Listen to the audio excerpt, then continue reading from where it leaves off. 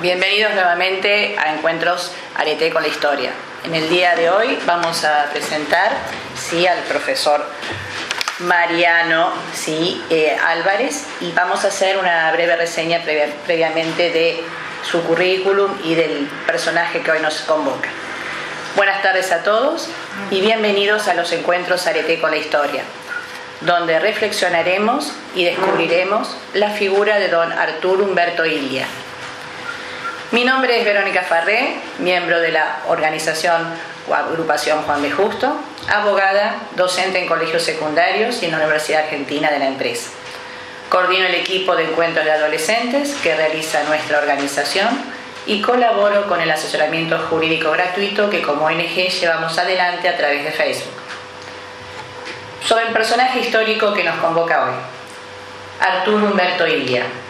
Nació en Pergamino, provincia de Buenos Aires, el 4 de agosto de 1900. Muere en Córdoba en 1983. Fue un médico y político argentino, miembro de la Unión Cívica Radical. Se desempeñó como diputado, vicegobernador y fue presidente de la Nación Argentina entre el 12 de octubre de 1963 y el 28 de junio de 1966. Durante su gobierno, se anularon los contratos petroleros firmados por Frondizi con compañías extranjeras. Se impulsó la explotación del petróleo y los recursos estratégicos por parte del Estado. Se fomentó la industria nacional. Se destinó el 23% del presupuesto nacional a la educación, la mayor cifra histórica de nuestro país. El Producto Bruto Interno y el Producto Externo Industrial crecieron, el último a un vertiginoso 19% en 1964. Bajó la desocupación, se disminuyó la deuda externa, se llevó adelante un plan de alfabetización y se sancionaron las leyes de salario mínimo, vital y móvil y la llamada Ley de Medicamentos. Una de las principales características que destacan a Ilia es su honestidad y honradez, siendo ejemplo de esto el hecho de que Ilia vivió casi toda su vida en su humilde casa de Cruz del Eje, donde se dedicaba a la medicina y que nunca utilizó su influencia a su favor, a punto tal de tener que vender su auto estando en el ejercicio del mando y de negarse a utilizar fondos públicos para financiar sus tratamientos médicos. Luego de su gobierno, mantuvo su activa militancia política, rechazó la jubilación y se ganó la vida trabajando en la panadería de un amigo. Quien nos presenta a la figura de don Humberto Arturo Ilia es Mariano Álvarez, docente en la carrera de Ciencias Políticas en la Universidad Nacional de La Matanza, ingeniero en Informática de la Universidad Nacional de La Matanza, magíster en Ciencias del Estado, UCEMA, doctorando en Ciencias Políticas, Universidad de El Salvador, actualmente secretario general del Movimiento Social por la República. Pedimos un fuerte abrazo para recibirlo.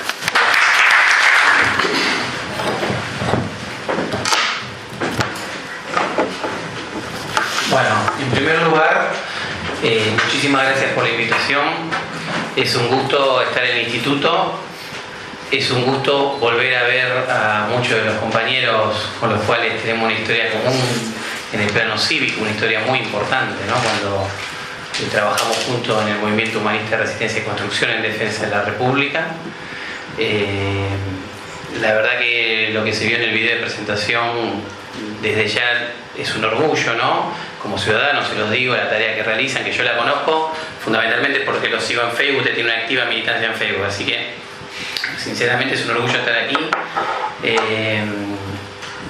Y bueno, vamos a avanzar un poquito con la charla que aquí nos trae. En primer lugar les comento que yo no soy especialista en historia. Cuando Daniel me hace la invitación, yo se lo comento y él me dice, bueno, justamente, las charlas que aquí damos, la perspectiva que damos no es una perspectiva histórica, sino más bien otro tipo de perspectiva para acercarnos al personaje, ¿no? Desde el punto de vista del ciudadano. A mí lo que me interesa fundamentalmente, en todo caso, es la perspectiva política, a pesar de que es imposible separar, ¿no?, los datos históricos de las cuestiones políticas. Pero fundamentalmente la perspectiva que le vamos a dar es esa, si bien yo traje acá un PowerPoint donde algunas de las cuestiones que mencionaba Verónica están planteadas. Lo interesante de todo esto es que vamos a reflexionar fundamentalmente cómo, ¿no?, un personaje tan importante para la historia argentina, que duró 3 años únicamente en su mandato y que tuvo los logros que acá Verónica acaba de mencionar, bueno, no haya podido concluir su mandato, ¿no? Esa sería una de las cuestiones fundamentalmente troncales, las razones por las cuales aconteció eso y algunas de las consecuencias que hoy, a varias décadas de haber sucedido eso, podemos de alguna manera reflexionar, ¿no?, y aprender de la historia, que creo que es lo más importante en todo esto. Si bien tengo entendido que la charla duraría unos 45 minutos y que después abriríamos las preguntas, ¿no? Creo que es un poco así el protocolo. Yo, digamos, los invito a que si quieren interrumpir o hacer preguntas, que lo hagan de todas formas. Les aclaro que es algo que no hubiera hecho Ilia, ¿sí?, porque era una persona muy adscrita a los reglamentos, a los procedimientos, absolutamente estructurado. Pero bueno, digo, en pos de hacerlo más dinámica la charla y más entretenida, cualquier duda o aporte que quieran hacer, levantan la mano, me lo comentan y les paso el micrófono. ¿Cómo? ¿Vos no sos Ilia? No, para nada, por eso digo, pero quizá el contraste sirve para ir conociendo al personaje, digamos, ¿no? Es algo que él no hubiera hecho, ¿sí? Así que bueno, vamos a pasar a la próxima filmina. Aquí vamos a ver dos cuestiones muy importantes que lo definen, ¿no? Por un lado, como mencionaba Verónica, Ilia se recibió de médico, ¿sí? Y eso que estamos viendo ahí es su casa en Cruz del Eje, ¿no?, en Córdoba, ¿no? ¿La conocés? Sí, claro, porque es un museo actualmente, ¿no? En el noroeste de Córdoba. Ahí es donde Ilia fue a desarrollar su actividad médica, fundamentalmente. Él se recibe a los 27 años, estudió en la Universidad de Buenos Aires. Él nació en Pergamino. Y una vez recibido, bueno, quiere ejercer su profesión y le pide una entrevista al presidente Hipólito Yrigoyen, ¿sí? Es la única vez que lo ve y se entrevista con él, ¿sí? Y le cuenta justamente la vocación que él tiene, el título que tenía y de qué manera podía aportar. Y es ahí donde el presidente Hipólito Yrigoyen, en esa audiencia, le sugiere de alguna manera ejercer la medicina, ¿no?, en las zonas donde están los ferrocarriles a los obreros ferroviarios. Y es donde de alguna manera elige y le surge la posibilidad de ir a Cruz del Eje. Y es donde él se instala y lleva adelante su vocación médica, ¿no?, de una manera muy particular y que le fue muy reconocida, ¿no?, tanto desde el punto de vista de la biografía, sino también a partir de los testimonios de quienes fueron sus pacientes y la forma en que lo atendía, y que de alguna manera lo define. Estas cuestiones son importantes tenerlas en cuenta, porque la forma en que él ejerce su profesión, la medicina, es de alguna manera la forma en que después va a ejercer, si se quiere, la política, ¿no? Podemos hacer alguna conexión, ¿sí? Y que estaría fundamentada. Ahora vamos a profundizar un poquito más, pero en definitiva lo que estoy planteando es que él, por lo que está ahí escrito, que se llama el apóstol de los pobres, el apodo que le han puesto, porque él ejercía la medicina como un típico médico de pueblo, 24 por 365, ¿sí? Donde, bueno, el obrero enfermo, que tenía a su hijo enferma, a su familia, iba, le tocaba el timbre y él se subía a la bicicleta, se subía al sulco, iba caminando en la hora que sea y brindaba la asistencia. Esa asistencia que no cobraba quien no tenía el dinero para hacerlo, ¿no? Algo que de alguna manera contrasta con alguna experiencia de algunos presidentes que hemos tenido que han hecho su dinero y su fortuna precisamente con la necesidad de quienes están en la desgracia, ¿no? Y me refiero al ex presidente Néstor Kirchner, que todos bien sabemos que hizo su dinero con la 1050. Todas estas cuestiones que voy planteando, de alguna manera después van a confluir en la conclusión de la charla, ¿sí? Entonces él efectivamente era un médico dispuesto a ayudar a los pobres, por eso decían apóstol de los pobres.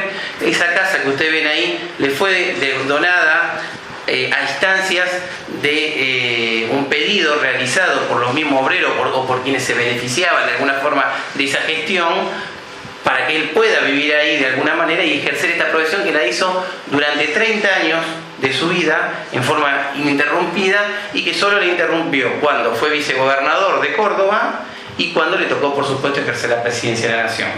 Pero durante toda su vida intensamente se dedicaba a la medicina y a su otra gran pasión, por eso está puesto el escudo de la Unión Cívica Radical, que es la militancia política en el radicalismo.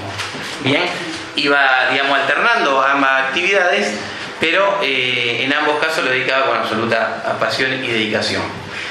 Con respecto a la forma de ejercer, ustedes si googlean en internet o investigan en la biografía o en los libros que tratan de la vida de Ilia, van a ver anécdotas que de alguna manera lo definen. Hay una muy interesante, que es una anécdota del cantante Jairo, que hizo digamos, cuando estaba llevando adelante un recital, en algún momento ustedes saben que Jairo es de Cruz del Eje, ¿sí? Y entonces él contó, ¿no?, así en forma inesperada, digamos, una anécdota que lo vinculaba con el Arturo Illia médico de aquellas épocas, ¿no? Y él cuenta que de alguna manera lo pinta entero, y creo que con esto ya vamos a tener una imagen de cómo él lleva adelante su profesión.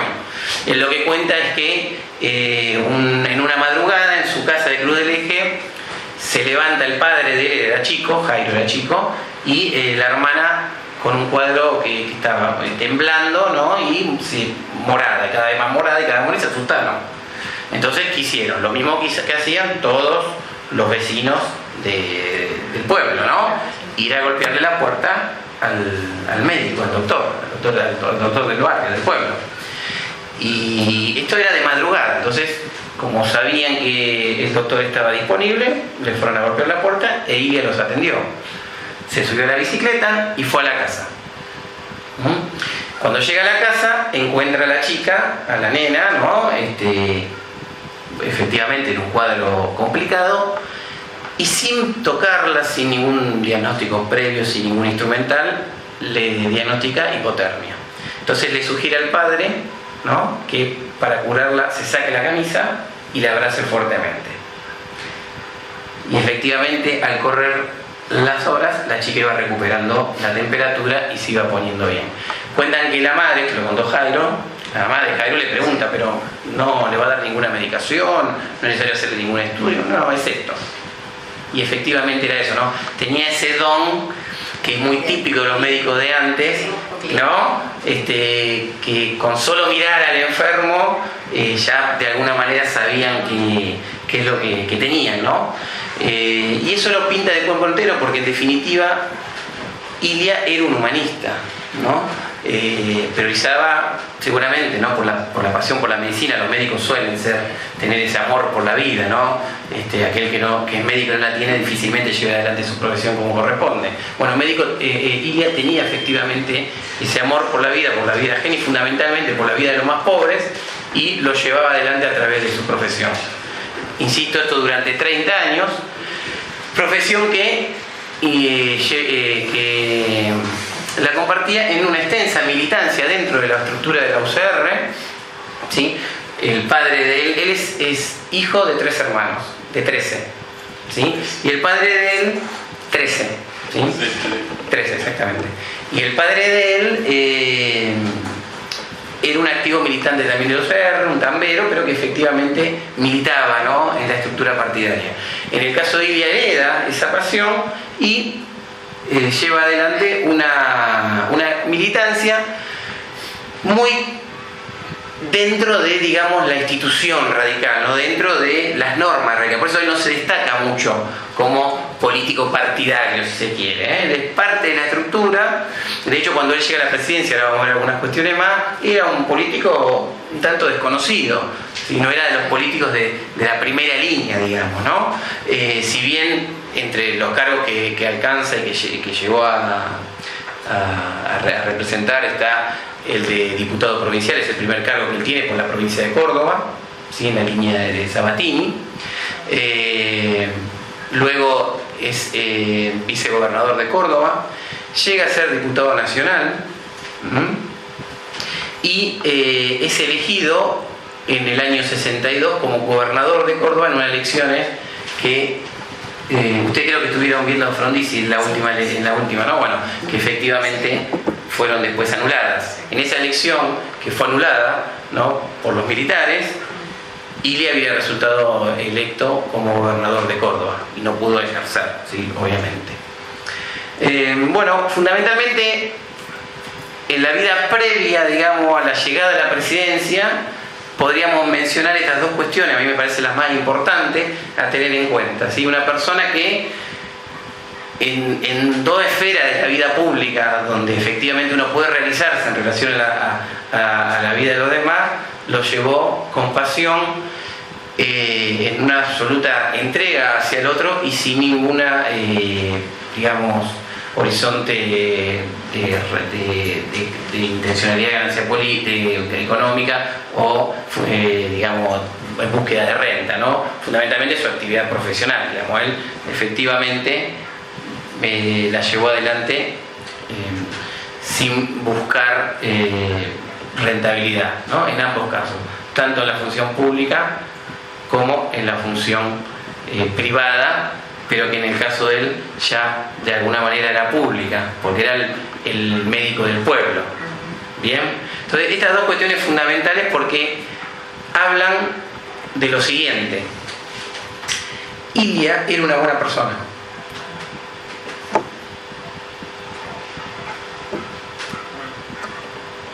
¿Se entiende?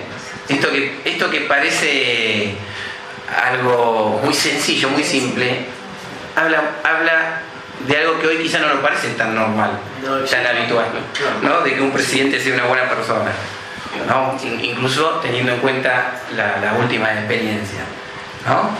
¿Por qué? Porque muchas de esas políticas, digo porque acá me parece que es interesante para reflexionar, ¿sí? Los políticos se pueden equivocar en el ejercicio de su función, pero hay una diferencia cuando el político es buena persona o cuando no es mala persona.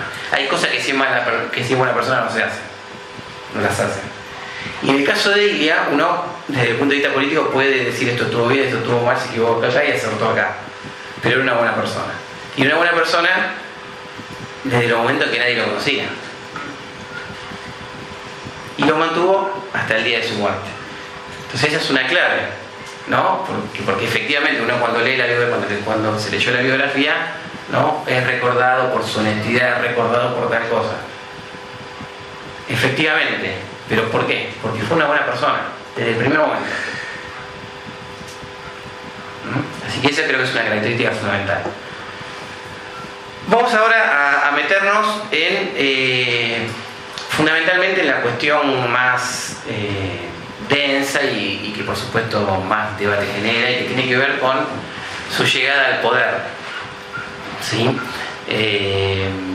Que yo había preparado, a ver, vamos a pasar la filmina, algunos, si se quiere, características del gobierno que efectivamente acá fueron leídas. Yo voy a aplicar alguna cosita más, ¿sí?, que son claves en lo que tiene que ver con su gestión de gobierno, que como ustedes ven ahí en la fecha, duró menos de 3 años. Durante esos 3 años, él lleva adelante fundamentalmente estas cuestiones que están especificadas acá, ¿sí? No fueron las únicas, pero sí fueron las más resonantes de su gobierno. Y las llevó adelante, insisto, y esto es lo importante para tener en cuenta, ¿no?, en 3 años. Yo ahora las leo por si no se leen bien, ¿sí? Ahora las leo, ¿sí? Yo la voy leyendo, porque voy a decir algunas cuestiones más, ¿sí?, aparte de lo que está apuntado ahí. Pero si uno quiere entender, digamos, desde el punto de vista de digamos, la gestión de gobierno de Ilia, estas cuestiones fueron fundamentales. Muchas de estas cuestiones, como vamos a ver en la siguiente filmina, provocaron, ¿no?, precisamente algunas de las tensiones que llevaron a su derrocamiento, pero eso lo vemos en la próxima. Acá sencillamente vamos a mencionar algunas de las cuestiones para entender, ¿sí?, cuál era la orientación del gobierno de Ilia, cuáles fueron sus logros, ¿sí?, y probablemente qué gobierno no hemos perdido por esa interrupción constitucional.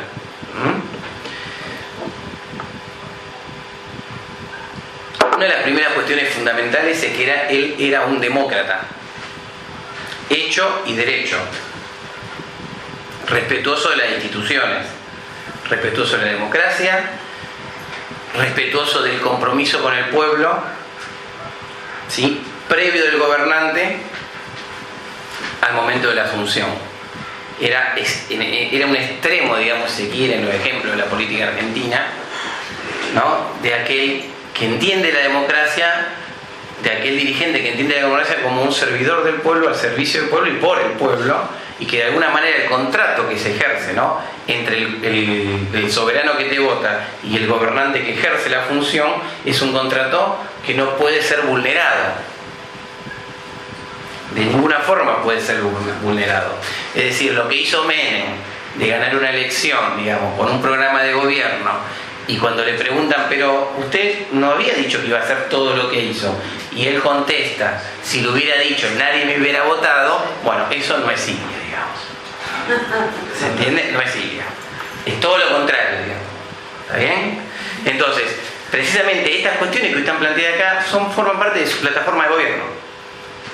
Y la llevó adelante. En los 3 años que estuvo como gobernante, la llevó adelante. Algunos podrán decir que quizás no midió los costos de llevar adelante algunas de las cuestiones, ¿sí? Pero lo que hay que tener en cuenta, después lo vamos a ver un poco mejor, que cuando Ilia asume la situación política argentina, ustedes lo vieron en la última clase, era una situación política muy inestable, muy compleja, ¿no? Y ahora vamos a ir viendo algunas de esas cuestiones. Pero le decía que era un demócrata. Entonces, ¿eso qué significa? Que cuando él asume, una de las primeras cosas que hace es levantar la proscripción a los partidos políticos proscriptos, fundamentalmente al peronismo. Pero no solamente al peronismo, sino también al Partido Comunista, ¿no? Es decir, da todas las garantías constitucionales para el ejercicio de la política. Bien, entonces, esa cuestión, garantía a los sindicatos, garantía de expresión, tanto de libertad de expresión de los medios, o sea, desde ese punto de vista es una referencia de las mayores que tuvo la Argentina, en el sentido de respetar la libertad de todos, ¿no?, y de no censurar y de no utilizar el aparato del Estado para censurar a quienes opinan diferente. ¿Se entiende? Ni en forma directa ni en forma encubierta, como sabemos que usted puede hacer también. Entonces, eso por un lado. Luego, una de las medidas más importantes que tomó, como mencionó, fue la anulación de los contratos petroleros que había firmado Frondizi. Esta es una cuestión clave que después la vamos a ver un poco más, pero en el gobierno de Frondizi se habían firmado unos contratos petroleros que de alguna manera entregaba la explotación de los pozos, ¿no?, y digamos, el desarrollo de la industria petrolera en la Argentina a empresas que no eran argentinas, ¿no? Esto que desde el punto de vista de Frondizi, de desarrollismo de Frondizi, era entendible, incluso eran medidas que de alguna manera iban con la impronta liberal, que acompañaban mucho a los militares, que acompañaban mucho, digamos, los referentes más conservadores, y si se quiere, referentes de opinión, no era compartida por Ilia, ¿sí? De hecho, cuando Ilia llega al poder, llega con un radicalismo dividido, ¿sí? Por un lado, la Unión Cívica Radical Intransigente, ¿no?, que era la línea de Frondizi, y por el otro lado, la Unión Cívica Radical del Pueblo, que era la línea a la cual pertenecía Ilia y estaba liderada por Ricardo Balbín, ¿no? Había diferencias, ¿sí?, en el mismo radicalismo. Del peronismo no hablamos, pues sabemos que estaba proscripto. En el mismo radicalismo en relación, sí, a las políticas, a la concepción del Estado, un Estado si se quiere, más nacionalista, un Estado más abierto.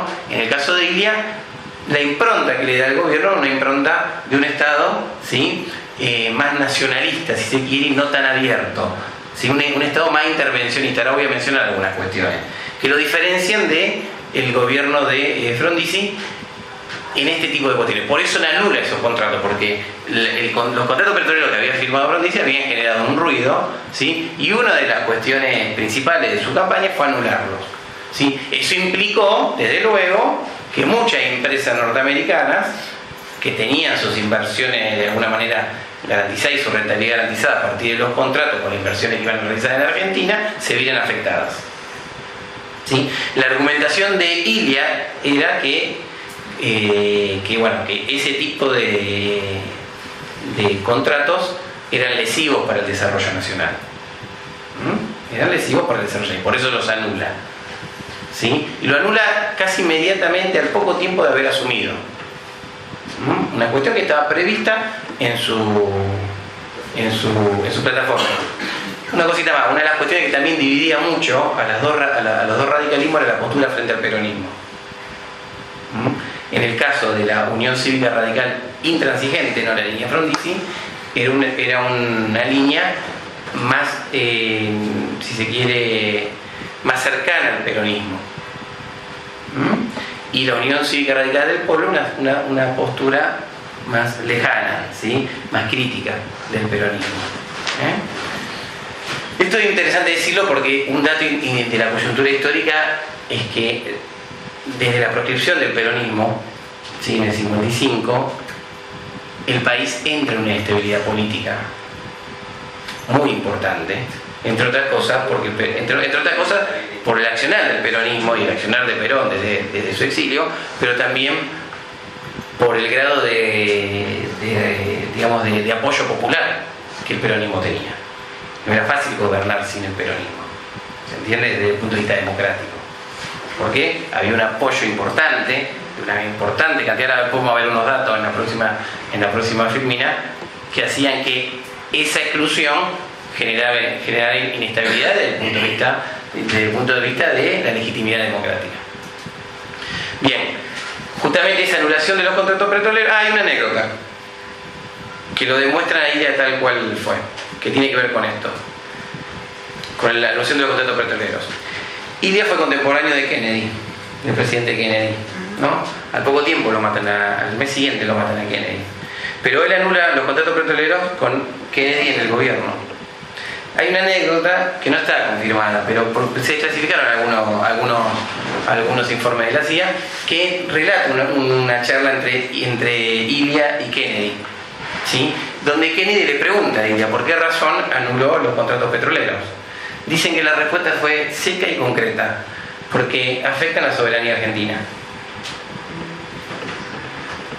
No, esto tiene esa respuesta, ¿sí?, tiene, una impronta, ¿no?, de firmeza, en cierta forma, y también desde el punto de vista de la gestión del gobierno. Es decir, otro podría haber preguntado, bueno, no se enoje, ¿sí?, vamos a buscarle alguna solución, vamos a ver de qué manera los beneficiamos de otra forma. Quiero decir esto porque, en definitiva, la figura que después se genera de Ilia para derrocarlo no se condice con estas cuestiones que uno, imagínense ustedes si lo llama el presidente de Estados Unidos, ¿no? A ver de qué manera le contestan, digamos, ¿no? En ese momento no había drones que de alguna manera te podrían hacer desaparecer inmediatamente. Sí, Daniel. Sí, una cosita para agregar a lo que vos decías, que me parece muy interesante el planteo que es. Más allá de que uno esté de acuerdo o no con que él haya, suprimido sus contratos con esas empresas petroleras, en base a lo que él le afirma al presidente, yo veo que hay una convicción. No es no te suspendo los contratos porque se me canta, por capricho, por lo que sea. Entonces creo que, más allá de que uno esté o no de acuerdo con esa postura, es respetarlo. Que es distinto a te quito los contratos por sanata, no discurso sanata. A ver, esto que menciona Daniel nos acerca también mucho más al personaje de Ilia. Ilia es de los presidentes que actúan por convicción. ¿Sí? Por convicción y la convicción desde el punto de vista político, argumentación en sus medidas, y correspondencia con su vida privada. ¿Bien? Entonces, efectivamente, uno puede estar o no de acuerdo con la medida tomada. Eso forma parte del debate político. Ahora, él lo hacía por convicción. ¿Sí? No decía, combato al capital y después tengo mis cuentas depositadas en una isla del Caimán, por ejemplo. Sí, o de Seychelles. ¿Se entiende? ¿No? Efectivamente, su postura nacionalista, si se quiere, en ese momento también hay que entender la coyuntura histórica, que afirmaba en su definición, ¿no?, de defensa de los intereses nacionales, era correspondida con una línea histórica, ¿sí?, y también con una línea de vida. Y por lo tanto es irreprochable desde el punto de vista, ¿sí?, de la conducta histórica, si se quiere. Puede ser irreprochable en el sentido de estoy de acuerdo o no con la medida. Pero nadie puede decir, la verdad que este tipo es un falso, le miente al pueblo, dice tal cosa, dice que no, pero en definitiva está apuntando a otra cosa. Él quería defender la soberanía nacional. Entendía que la mejor forma de defender era esa y lo llevó adelante. ¿Bien? ¿Te puedo contar Sí, adelante. 60-61 yo vivía en Comodoro Rivadavia. Y ahora que vos dijiste soberanía nacional, yo viví el atropello yanquis en Comodoro Rivadavia. Solo eso quería decir. Bien. O sea que ahora vamos a ver alguna cosa más en relación a eso. Ahora vamos a ver alguna cosa más en relación a eso porque hay una política que hay que mencionarla, pero ahora vamos a eso, para abundar un poco más en el análisis de lo que pasaba en ese momento, ¿no? Bueno, le decía, obviamente esa anulación de los contratos petroleros hizo que se desarrolle una industria petrolera o que se impulse una industria petrolera en Argentina, ¿no? Y se dé a los recursos petroleros el estatus de estratégico, y por lo tanto al ser estratégico, como el agua, digamos, no debe estar en manos de los argentinos, si se quiere. Un dato muy importante que había mencionado Verónica. Bueno, con B el corte empezaba. Es el tema de la educación. Esto sí es fundamental, Esto es muy importante porque de alguna manera lo conecta con aquellos grandes de la historia argentina, como es el caso de Sarmiento, que entendieron que la educación es efectivamente la mejor forma de igualar oportunidad y la mejor forma de, entre otras cosas, derrotar la pobreza. ¿Sí? Un hombre que en este caso estaba dedicado a los pobres, ¿sí? Entendía de alguna manera que la educación era fundamental y entonces destinó, ¿no?, cuando él finalizó su derrocado, el 23% del presupuesto nacional a la educación. Digo, para que tengamos una idea, vieron que ahora hay un relato que dice que se destina mucho a la educación, ¿no?, el PBI. Bueno, estamos hablando del 23, hoy se destina aproximadamente el 6,5%. ¿No? Y lo presentan como que se está gastando, destinando mucho. Comparado, por ejemplo, con lo que se gastó un año en el gobierno anterior, efectivamente aumentó un poco, antes era el 5%. Pero, digo, creo que si hay algo que nos podemos poner de acuerdo, la mayoría de los argentinos, es que la educación es fundamental para derrotar la pobreza y para el progreso de los pueblos. Bueno, en el caso de Ilia, lo hizo política de Estado, 23%.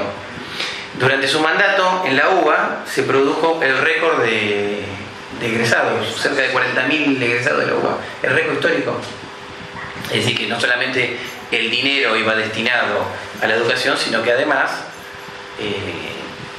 digamos, desde el punto de vista de los hechos, se veía en la cantidad de egresados, en la cantidad digamos, llevó adelante un plan de alfabetización, efectivamente. Es decir, el dinero destinado no ocurre como acontece ahora, ¿no? Que se destina tanta plata y resulta ser que cada vez tenemos menos alumnos que terminan la secundaria, ¿no? Hay como una incongruencia entre el dinero destinado, ¿no?, con los resultados.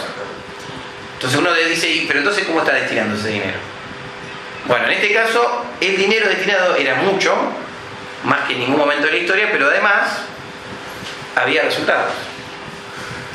Así que ese es un dato fundamental. Cuando él se va del gobierno, la desocupación bajó 5,6% y una desocupación real, no encubierta, como ocurre ahora, ¿vieron? Porque ahora en los índices de desocupación incluyen, por ejemplo, a las personas subvencionadas, que no les exigen trabajar.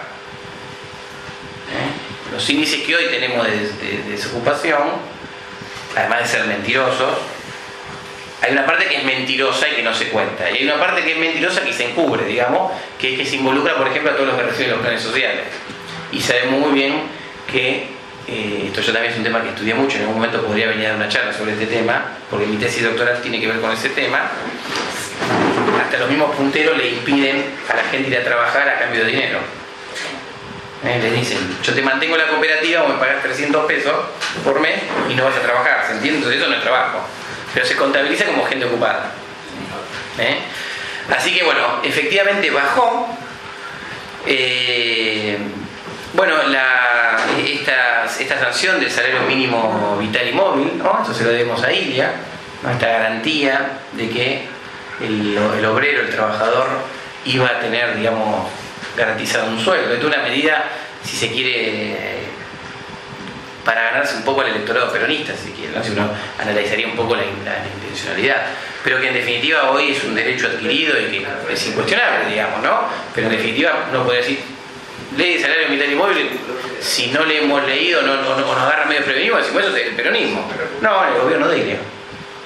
¿No? ¿Vieron que el relato dominante muchas veces, todas las reivindicaciones de obreros las conectan con el gobierno? Pero no, en el gobierno de Ilia se sancionó esta ley, ¿no? ¿Qué ley más importante para el trabajador, digamos, ¿no? Bien, y dos cositas más. Vamos con la del PBI, y ahora menciono un tema más con respecto a la ley de medicamentos, pero cuando Ilia asume con un país en recesión. Esto es importante decirlo porque si uno dice, bueno, está bien, creció el PBI un 10,3, un 9,1, es decir, el país crecía y crecía de verdad, pero hay que tener en cuenta que él asume con un gobierno en recesión, con un país en recesión, la economía va para atrás y en 3 años revierte esa tendencia. Este es un logro también de su gobierno, no es que vino con el viento de cola, se quiere, agarró, bueno, venía un gobierno con estas tasas de crecimiento y él la pegó, no, efectivamente el cambio, ¿no? Y las políticas que lleva adelante y de alguna manera la seguridad que su gobierno otorgaba a las instituciones, el respeto de las garantías, generaron una dinámica, digamos, ¿no? Una buena expectativa que después se tradujo en política y se tradujo en buenos resultados. Por último, sanciona la ley de medicamentos. Este también es un dato importante porque ahora ya vamos a pasar al próximo caso. Explican también de alguna manera por qué su gobierno se vio truncado. ¿Por qué? Porque esta ley de medicamentos, y él, claro, usted piensa, él como médico debía conocer mucho esta cuestión, ¿no? La cuestión de los medicamentos en la Argentina en esa época respondía a unos pocos laboratorios que de alguna manera tenían una posición monopólica, laboratorios extranjeros, ¿sí? Que hacían efectivamente un negocio fenomenal con los medicamentos. Y el negocio obviamente era con los enfermos, los que tenían posibilidad económica y con las que no lo tenían, ¿sí?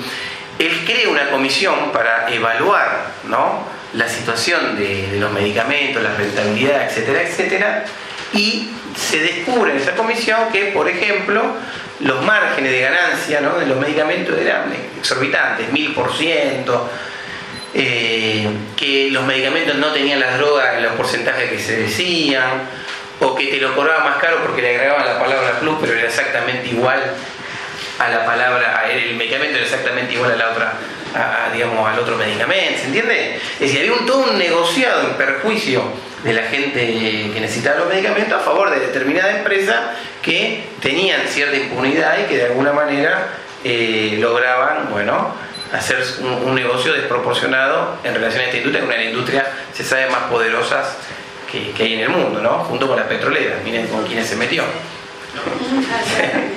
¿Se entiende, no? O sea, fíjense con quiénes se metió. Posiblemente las 2 industrias más poderosas del mundo hoy día y en ese momento también. Entonces él introduce la ley de genéricos, por ejemplo, para bajar la competencia, pone precios máximos, Esta cuestión de alguna manera genera ciertos ruidos en la economía porque es un intervencionismo que sus detractores lo utilizaron para decir, bueno, acá esta intervención en la economía va a ir creciendo y vamos a terminar como en Cuba. Porque él genera de alguna manera políticas intervencionistas a través del Estado, que fija precios máximos, por ejemplo, no solamente para los medicamentos, sino también para otros rubros de la economía, y eso es utilizado después para, si se quiere, pegarlo con una tendencia socialista que podría llegar a terminar en un comunismo que no era la intención de él, pero que en la lucha política sirvió para denostarlo, digamos, ¿no? Pero bueno, esta ley de medicamentos fue muy importante, ¿no? Porque de alguna manera le terminó el negocio a unos cuantos laboratorios que hacían negocios de fosfororbitantes. Se calcula, miren, para tener una idea, que en Estados Unidos en ese momento hay unos 10.000 medicamentos dando vuelta, ¿no? Decía, bueno, el Bademecum de medicamentos de Estados Unidos, unos 10.000. En Argentina había 40.000, ¿no? Con estas trampas, ¿no? De medicamentos que hacían lo mismo pero con distintos nombres, entonces te lo cobraban más caro, más barato, ¿no? Estamos hablando de Estados Unidos, donde había regulaciones y donde había control, y se supone que donde está la industria más avanzada. Entonces acá hay un negocio muy importante que ILIA lo termina con esta ley de medicamentos que le hace aprobar en el Congreso.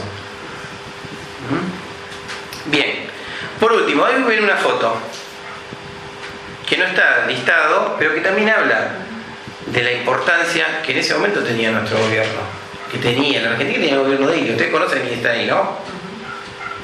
No se lee. Es el general de Gaulle, presidente de Francia, ¿sí? Y podríamos decir en ese momento una de las figuras, si no la figura junto con Kennedy más importante del mundo. Héroe de la resistencia francesa, hombre respetado en todo el mundo, es recibido por ILIA aquí en la Argentina, da un discurso en el Parlamento argentino y, bueno, da a aclarar un poco la idea de importancia internacional que tenía y que de alguna manera también generaba cierta expectativa en el mundo el arribo de un gobierno democrático, ¿sí? ILIA también significó eso, ¿no? La esperanza de la institución de una democracia en la Argentina y el reencauce institucional. ¿Hasta acá estamos bien? ¿Sí? Bueno. Ahora vamos a ir. Entonces, la pregunta que nos podríamos hacer es si fue todo tan lindo.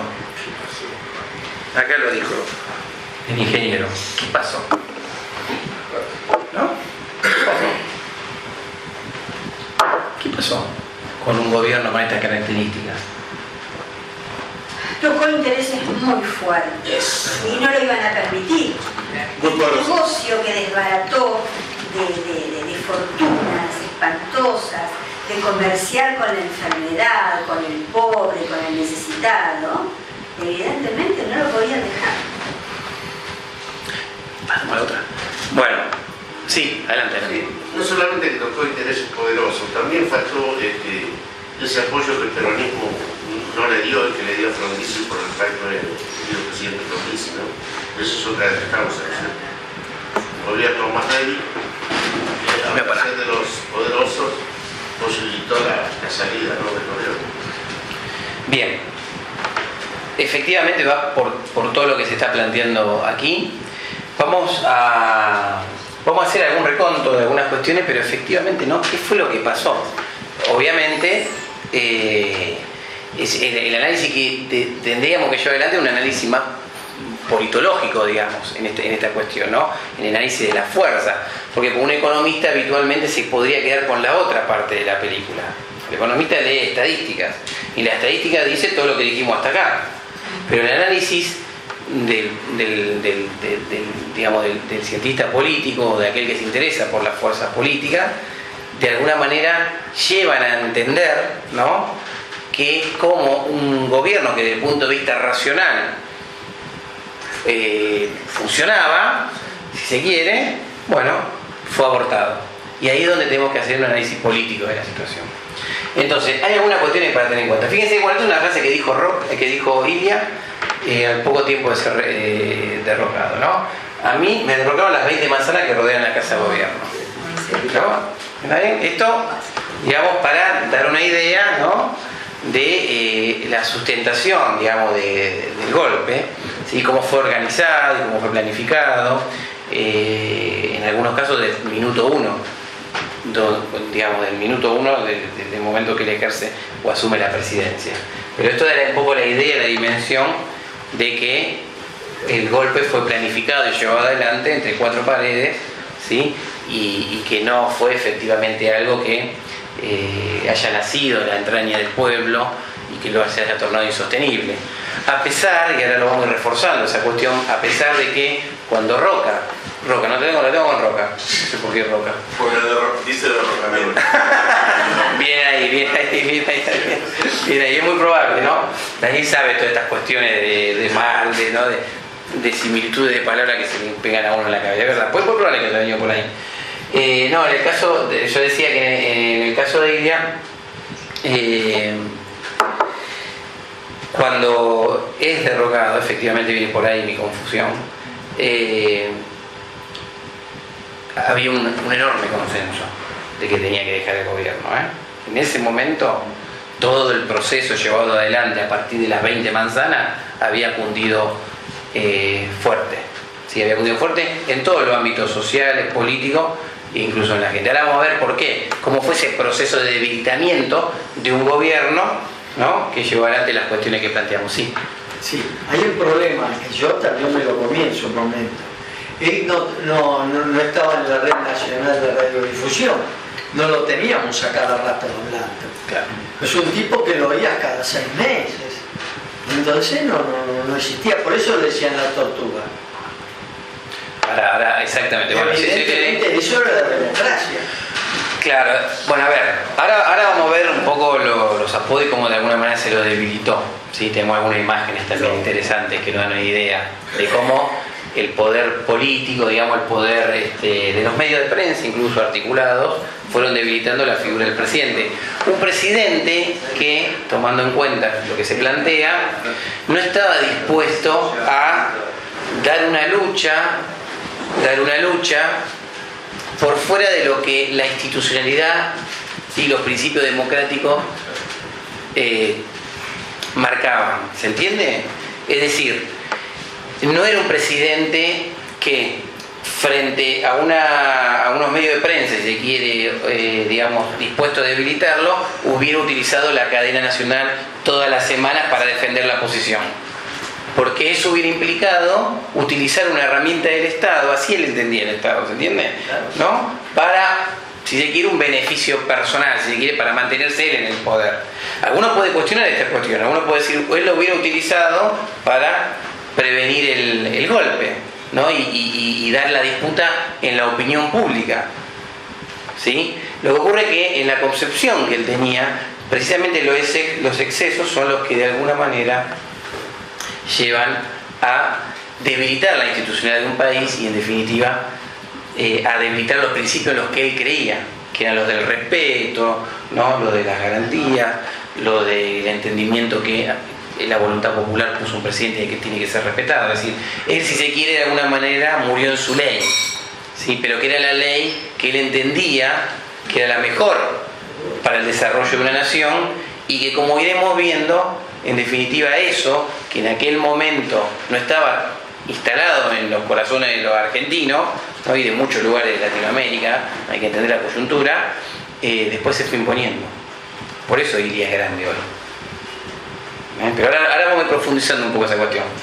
Primer tema importante. Ilia asume con una debilidad de origen, ¿no? ¿Qué significa una debilidad de origen desde el punto de vista político? Significa que asume con el 25% de los votos.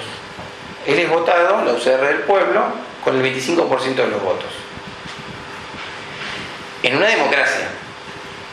El segundo partido más votado fue el voto en blanco, ¿no?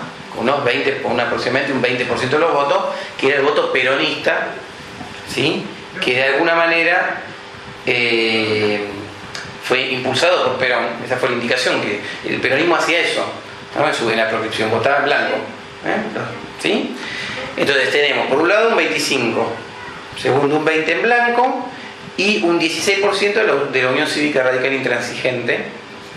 ¿Sí? Entonces, él como presidente, ¿sí? Él como presidente asume con un 25% de los votos en una democracia, esto es importante entenderlo, muy distinta a la que hoy, por suerte, y a pesar de los Kirchner, ¿sí? Todavía tenemos y entendemos.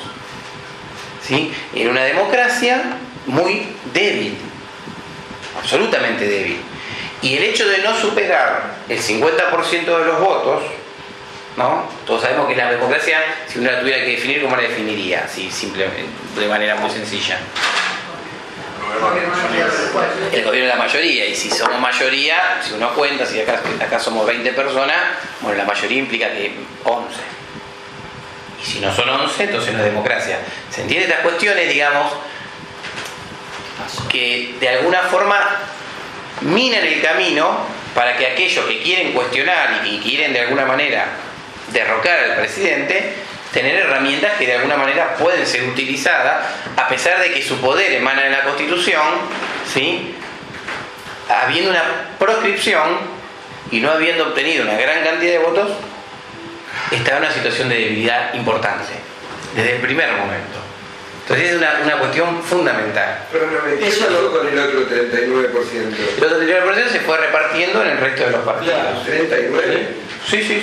Pero sí, por ejemplo, se presentó en Aramburu, ¿no? Y el voto conservador cerca de un 13%, porque había muchos partidos políticos, pero que obtenían porcentajes muy pequeños, ¿sí? Sí, efectivamente. El 12% fue el voto más conservador, la posición más antiperonista en la figura de Aramburu, por ejemplo. Pero Kirchner nos sacó uno más que él. Sí, a ver, en el caso de Kirchner, dos cosas. Efectivamente, asume con pocos votos. De hecho, lo que hizo Menem, bueno, de renunciar, tuvo esa intencionalidad, ¿no? De debilitarlo de origen, pero hay dos diferencias fundamentales. En primer lugar, que ese 25 no se dio en un contexto de proscripción. Ese es un dato importante, ¿sí? No había proscripción, era un 25, no había proscripción, ¿sí? Y otra cuestión importante es que los argentinos ya teníamos un ejercicio democrático. Y el contexto histórico, ahora vamos a verlo, era distinto en el sentido de que a ver, por si no lo podemos explicar ahora directamente. Sí, vamos a explicarlo ahora porque así van a entender mejor. La política internacional estadounidense en aquellos tiempos era en el contexto de la Guerra Fría, ¿sí? Y se intervenía, ¿sí?, en lo que se llamó el Plan de Seguridad Nacional, la doctrina de seguridad nacional norteamericana, para evitar que en ningún país, fundamentalmente en los países donde la democracia no estaba instalada, como el caso de la sudamericana, surjan gobiernos que podían ser comunistas. Y se intervenía militarmente, a partir de los militares que estaban, digamos, que formaban parte en los distintos países. En Panamá se reunían, ¿no? Por ejemplo, Juan Carlos Onganía participaba de esas reuniones y era partidario de la intervención militar en los procesos democráticos. Insisto, estaba enmarcado dentro de la Guerra Fría, donde tanto Estados Unidos como Rusia se disputaban de alguna manera, a sangre y fuego, ¿sí?, el dominio del mundo. Entonces, ¿qué decía esa doctrina de seguridad nacional, así muy brevemente, de Estados Unidos? Decía que al estar el mundo partido en dos, cualquier gobierno con tendencia al socialismo y al comunismo era una amenaza a su seguridad nacional y por lo tanto tenía derecho a intervenir. Y entonces financiaba o impulsaba gobiernos militares. Esa realidad no es la realidad de la asunción de Kirchner.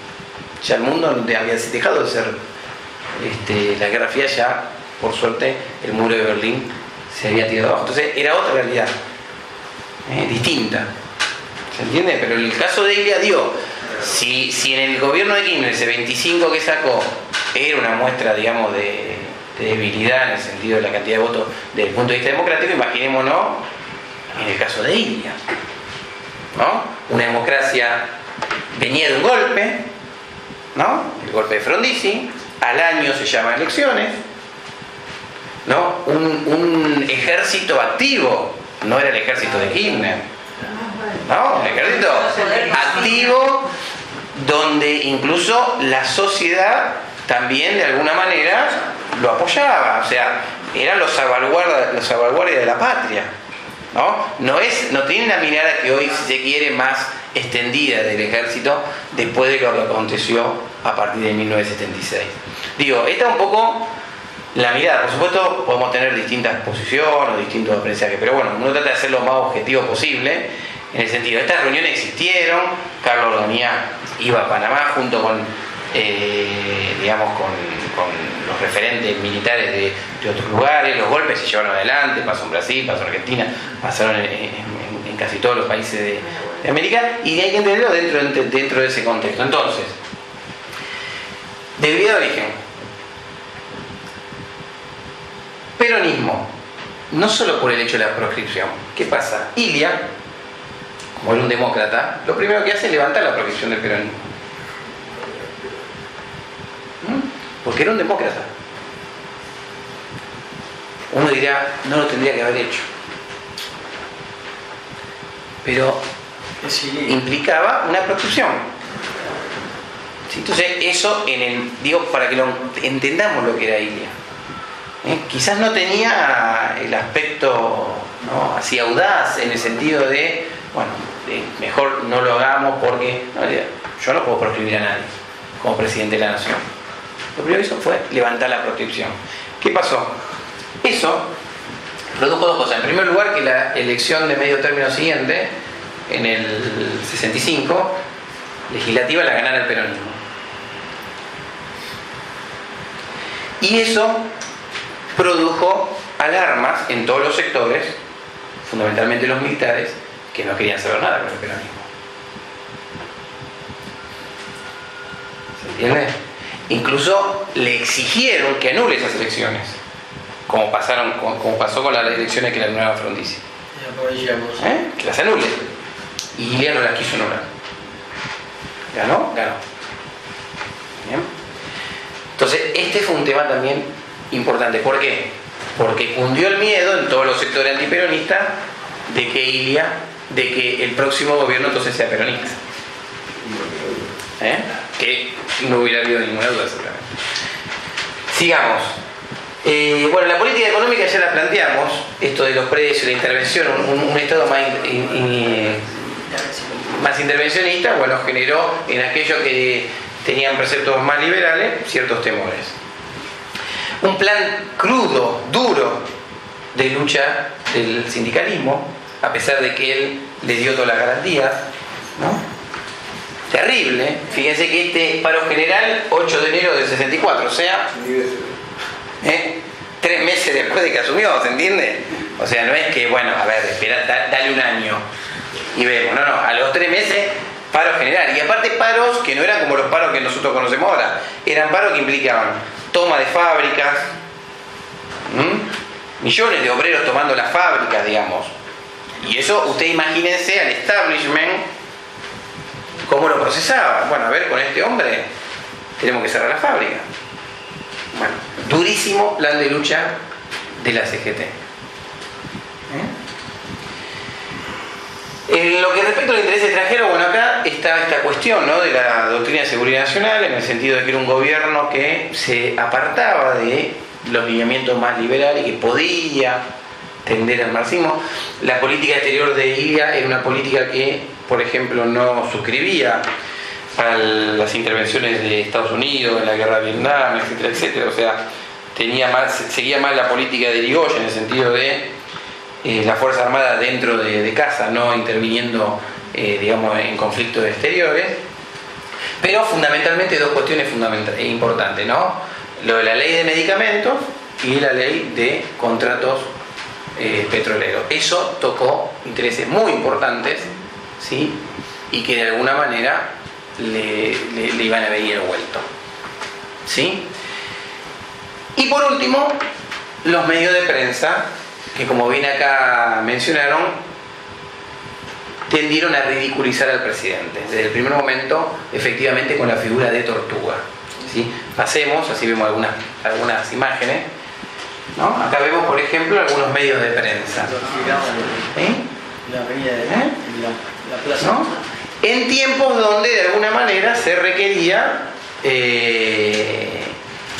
el pueblo estaba acostumbrado al macho alfa, ¿no? Y la figura de Ilia no lo favorecía, porque era como son los médicos habitualmente, ¿no? Pausados al hablar, pero eso no implicaba que no sea una persona firme, todo lo contrario.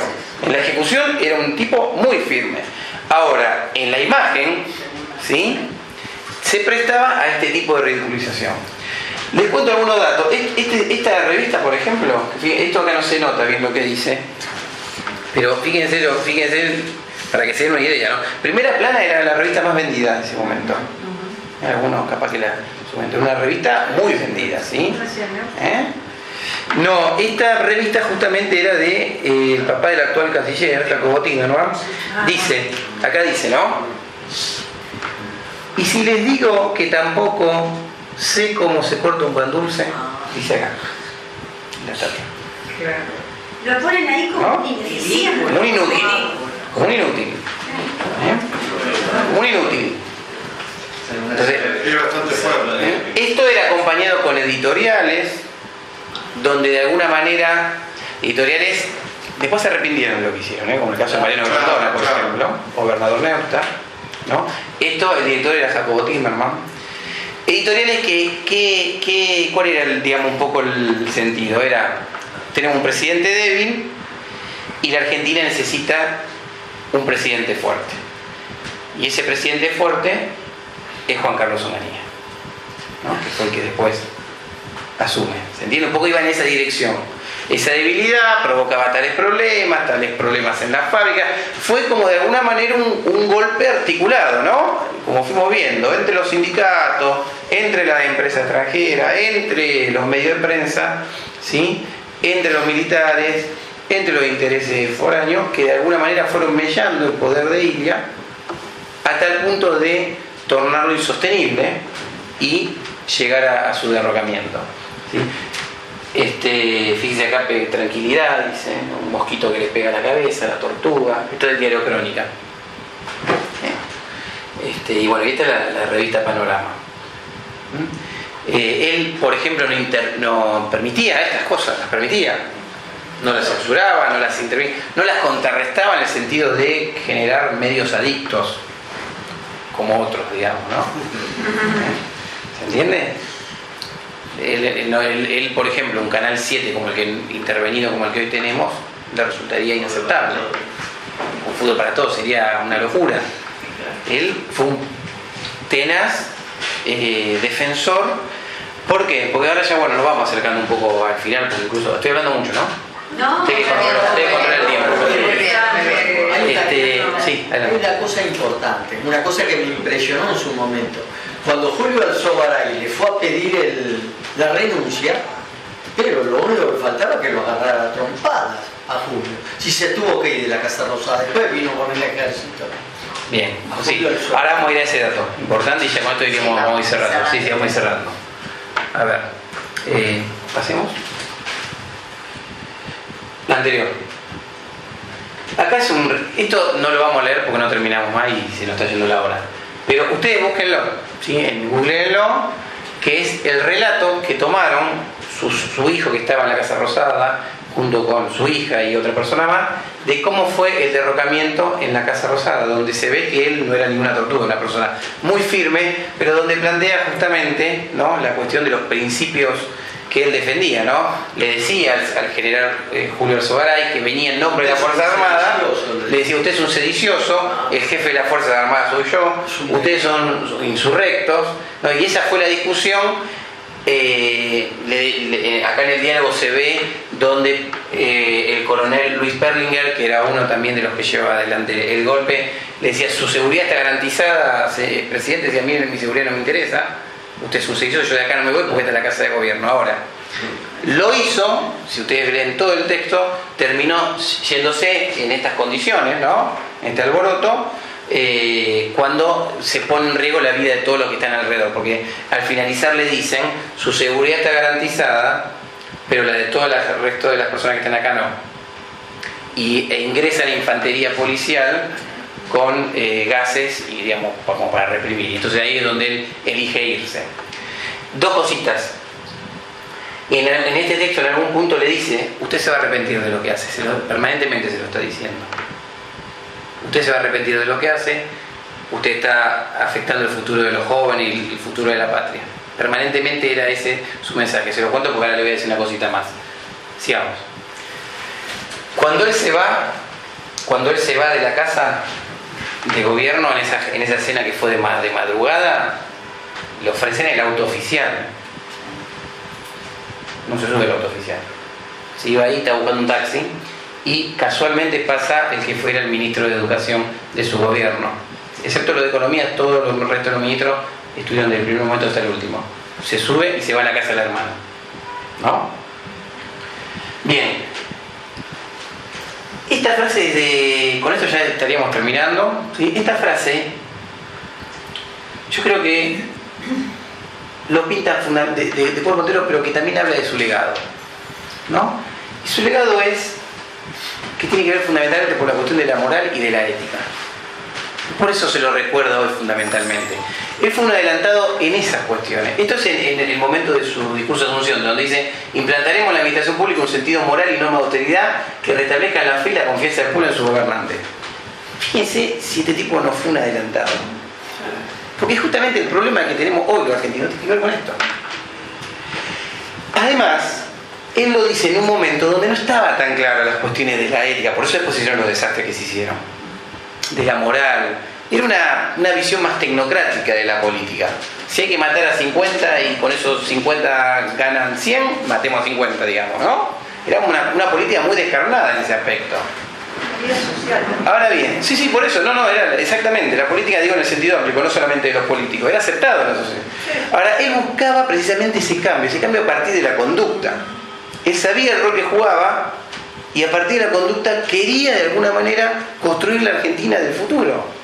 Porque si la Argentina efectivamente entiende esto, se va a desarrollar como se desarrollaron todos los países del mundo donde entendieron esto. De hecho, hay escuelas de pensamiento y que tienen que ver con el desarrollo humano, como por ejemplo la Amartya Sen, donde la cuestión de la ética es central. No existe el desarrollo humano si no hay ética.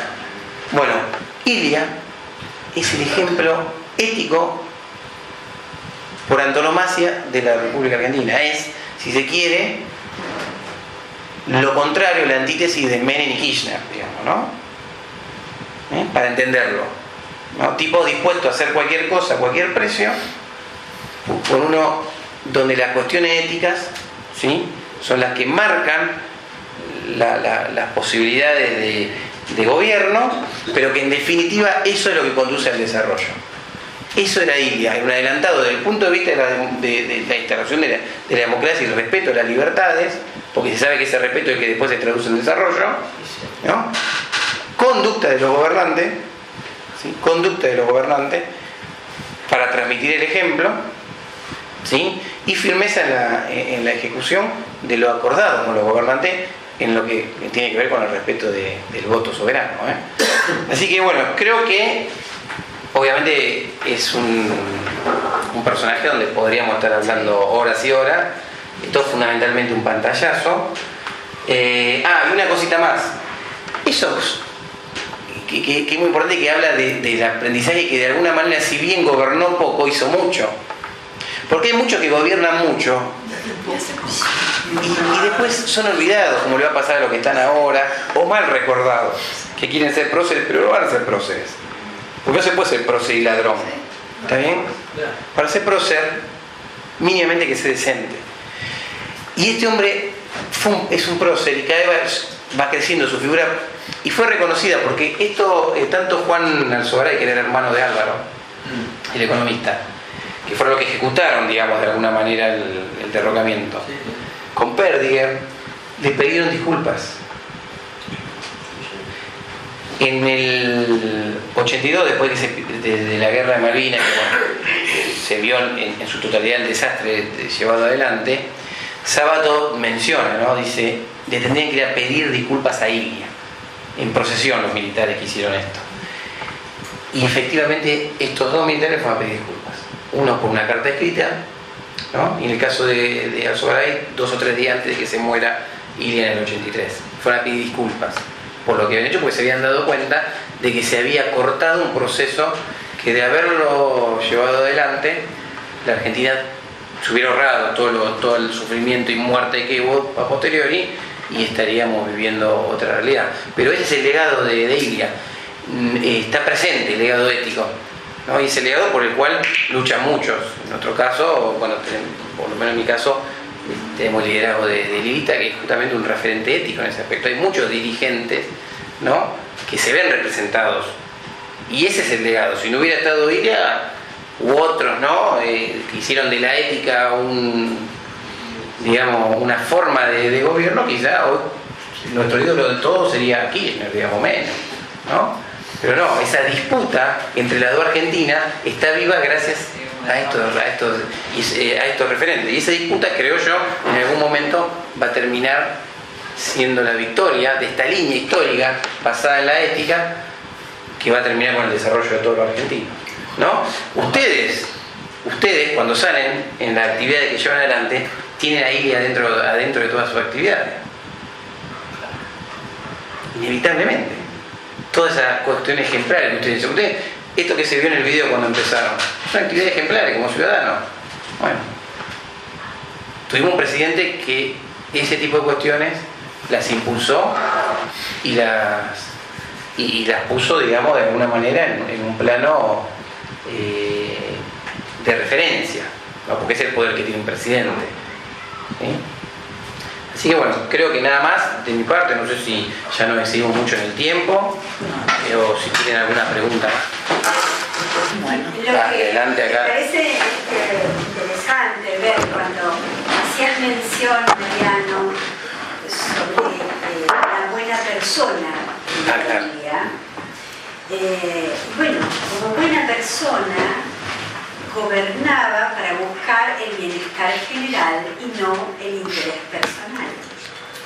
Esto podemos compararlo con muchos presidentes posteriores o anteriores también, y sentir qué oportunidad nos hemos perdido como país, ¿no?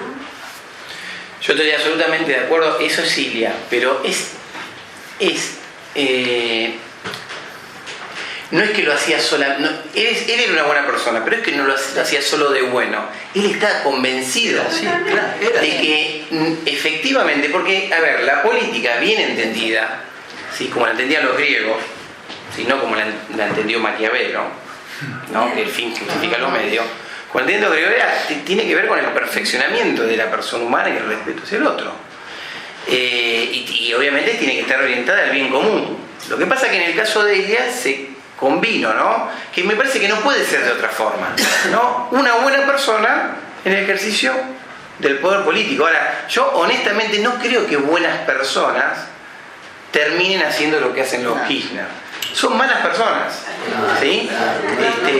O sea, esas personas son, ya, digamos, no tienen una trayectoria como la que tiene Ilia, ¿no?, de que no engañó, no era tramposo, no robaba,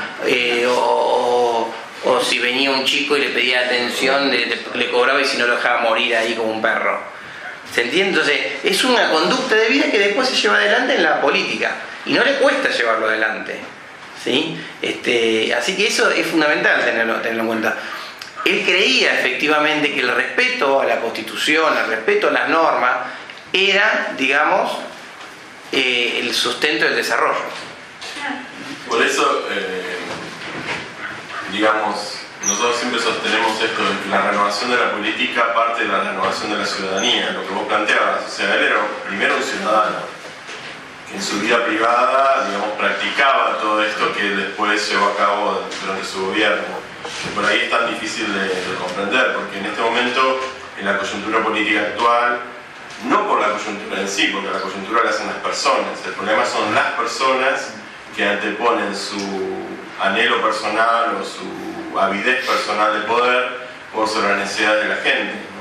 Entonces el fin justifica cualquier medio. Entonces, para llegar a ganar una elección no importa hacer cualquier chanchullo, no importa transar, no importa usar a la gente, no importa manipular la Constitución, no importa usar al otro, ¿no?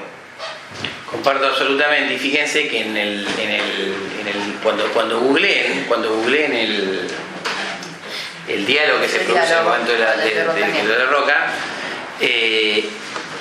cuando ingresa Alzogaray y el coronel a exigirle con las tropas, exigirle, digamos, que renuncie, él está atendiendo a un ciudadano, él está en su despacho atendiendo a un ciudadano, le está firmando un libro. Y entonces Alzogaray,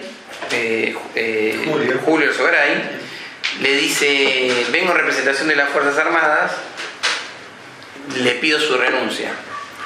Y la crónica cuenta que ni se mosquea a Ilia y le dice: estoy atendiendo a un ciudadano, que es mucho más importante que usted, que es un insurrecto. Y siguió, digo, la tortuga, ¿se entiende, no? Siguió firmándole, terminó de atender al ciudadano y después, pero siempre marcando la diferencia entre la importancia del ciudadano, de aquel que es parte, digamos, de un orden acordado, y del insurrecto, ¿no? De un delincuente, efectivamente, de un delincuente. En todo el diálogo eso se marca. Se marca. Usted es un delincuente. Usted, el jefe de las Fuerzas Armadas soy yo, no usted es un insurrecto. Claro. Sí, un comentario. ¿Mariano? Sí. Sí, también debemos destacar el rol fundamental que jugaron las organizaciones gremiales, porque en ese entonces les posibilitó aferrarse más a los cargos, que hoy son los gordos, porque hay muchos que perduran todavía en el tiempo, y aparte de usar el movimiento obrero para su provecho, porque las tomas de fábrica no fueron casuales, fueron inducidas por ellos y mandadas adelante por ellos. Es muy importante destacar eso, porque hoy aún persiste esa fuerza de los gordos dentro de las organizaciones gremiales, que es una similitud de aquel entonces, ¿cierto? De ahí la caída también de Ilia. Sí, yo creo que comparto absolutamente lo que decís. Yo creo que el ejemplo de Ilia, el ejemplo de otros demócratas, como el caso de Raúl Alfonsín, prendieron de alguna forma en la sociedad, y por lo tanto, a pesar de que tenemos sindicalistas que harían lo mismo que le hicieron a Ilia, está, digamos, el freno ciudadano, los anticuerpos ciudadanos están un poco más activos, y por lo tanto no se puede llevar adelante acciones tan evidentes de desestabilización. Pero ha ocurrido, digamos, acá en la Argentina, ¿no? Lo que le pasó a De la Rúa, podemos estar de acuerdo, ¿no?, con su política, y si era tonto o no era tonto, pero fue también un golpe articulado, y esto fue bastante cercano en la historia, digamos, ¿no? De alguna forma u otra hay sectores, generalmente vinculados con lo peor del peronismo, el PJ, que en ese momento, por ejemplo, lo que hacían era, a través del Canal 26, que lo manejaba Pierri, ¿no? Fíjense, ¿no? Están saqueando en tal supermercado. Nosotros lo sabemos muy bien porque somos de La Matanza, digamos, ¿no? Y uno en ese momento miraba y no había nadie en el supermercado. Pero ya están saqueando en tal supermercado. A los 10 minutos se llenaba de gente. De ahí que debemos destacar el rol fundamental de las organizaciones no gubernamentales y del movimiento social. Claro. Creando más y mejor ciudadanía. Totalmente. Uno de los roles que a nosotros nos compete. Absolutamente. Por eso digo, o sea, lo que ustedes hacen, de alguna forma, sin duda, es lo que Ilia hubiera querido. Porque una ciudadanía activa, generando permanentemente conciencia, es el mejor anticuerpo, porque, a ver, locos que quieren tomar el poder a cualquier costa, existieron en esa época, van a existir ahora y van a existir dentro de 100 años. El tema es el consenso social, que frente a aquel que propone un derrocamiento en forma abierta, como acontecía en ese momento, la opinión pública, ¿no? Esto lo decía Alberti en El crimen de la guerra, digamos, ¿no? La opinión pública que de alguna manera le hace pesar a aquel que vulnera la ley, es tan fuerte que de alguna manera, sin leyes, sin necesidad de fuerza física, lo hace, digamos, desistir de su actitud de vulneración, ¿no? Esa es la fuerza de la opinión. Si todos estamos acá y hay uno que está haciendo algo que no corresponde, y lo miramos y le decimos, che, pero entre todos, y eso hace frenar de alguna manera y va generando una conciencia, una cultura distinta. El tema es que en muchos lugares de nuestro país me parece que se han invertido los valores y se ha generado una cultura. Entonces la lucha está vigente, ¿no? Esta lucha que les hablaba al principio, de quienes defienden los valores republicanos, de quienes defienden la república, de quienes defienden la constitución, con una mirada humanista, y de quienes están dispuestos a hacer cualquier cosa por estar en el poder. Yo quiero destacar el enorme esfuerzo que significa remontar algo que está en retroceso. Porque si él se encuentra con un país en recesión y su esfuerzo tiene que multiplicarse para poder salir adelante y tener estos datos que estuviste hablando recién, ¿no? Estas mejoras tan notables en ciertas áreas, bueno, ese esfuerzo requiere mucha capacidad, requiere un plan muy firme y una estrategia marcada y cumplida. Sin duda. Y también la sabiduría del peso que tiene la figura presidencial. Un presidente, en repúblicas presidencialistas como nosotros, ¿no? Un presidente puede sacar adelante una población a partir de la conducta a partir del ejemplo y la conducta, no solamente un presidente, pero digo, la potencia que tiene un presidente en relación a orientar una sociedad para el respeto a las instituciones o para delinquir, como ocurre ahora con el caso de Vudú, por ejemplo. ¿Se entiende la importancia? Esto que ustedes hacen tiene que ver con valorar la importancia de las instituciones. Y es lo que entendía Ilia. Él entendió que como presidente iba a provocar un cambio a partir de la conducta y la ética, que es lo mismo que entendió Sócrates, digamos, ¿no? A Sócrates lo matan, pero a más de 2000 años el legado moral está vigente, así que no lo han matado. ¿Se entiende? Está absolutamente vigente. No lo mataron, pero no lo mataron. ¿Se entiende? O sea, eso es lo que entendió. Bueno, lo que ahora, si vos tenés un presidente que es un delincuente, bueno, la fuerza va en sentido contrario.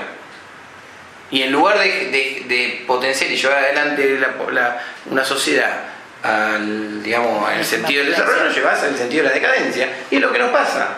Es como que en una escuela el director sea un delincuente. Y bueno, los chicos no van a hacerlo. O los maestros van a terminar robando también, van a ser una manga de delincuentes. ¿Y cómo está aprendiendo?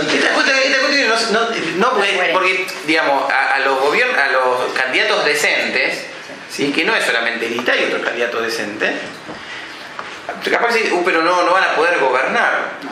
Claro.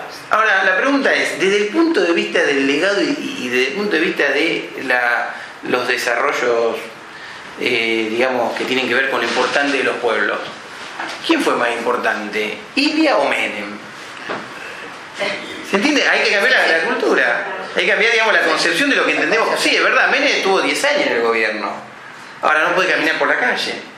Y difícilmente se lo reconozca. Digamos, desde el punto de vista de las cuestiones importantes, sí, es verdad, hizo una ruta, está bien, pero de lo importante que se espera de ese gobernante, Ilia le saca varios cuerpos y tuvo 3 años nada más en el gobierno. Realmente, por ejemplo. Hizo una pista en Anillato. Bueno, está bien. Y es más lejos, una familia. O sea, vos dijiste un colegio. Una familia. ¿Familia? No es un chorro. Es muy altamente probable que los hijos... Pero por supuesto, si es el ejemplo que tienen. Es el valor del ejemplo. Que es muy potente. Ahora, el presidente es como, si se quiere, o la presidenta, es, digamos, en cierta forma, desde el punto de vista simbólico, el papá de todos, ¿no? O la mamá. Si un chico está mirando y escucha que el vicepresidente trucha